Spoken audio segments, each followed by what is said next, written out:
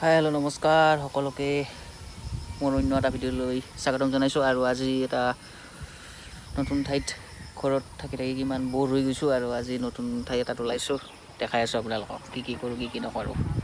আজি 7 দিনমান মানৰ ৰ'দ, বতৰটো অলপমান ভাল হৈছে, বৰষুণ বেয়া নাই, সেইকাৰণে অলপমান ওলাই আহিছোঁ। আৰু সৰু সুৰা কিছুমান কামো আছে, নাহিলেও নহয়, গতিকে আহিব লগা হয়।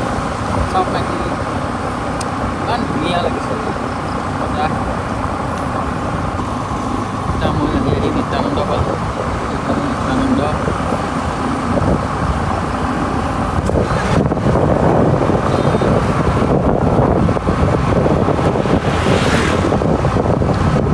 তাৰপিছত নাই একদম কম।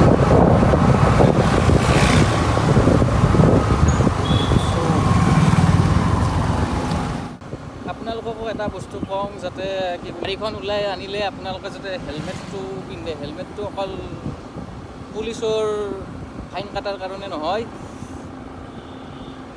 হেলমেটটো নিজৰ ছেফ ছাইডো হয় বহুতখিনি, গতিকে হেলমেটটো পিন্ধি আহিব।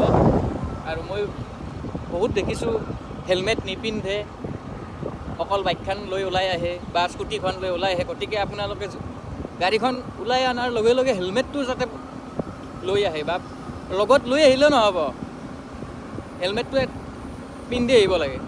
মোৰ ফালৰ পৰা এতিয়াই অনুৰোধ, হেলমেটটো যাতে পিন্ধি আহে।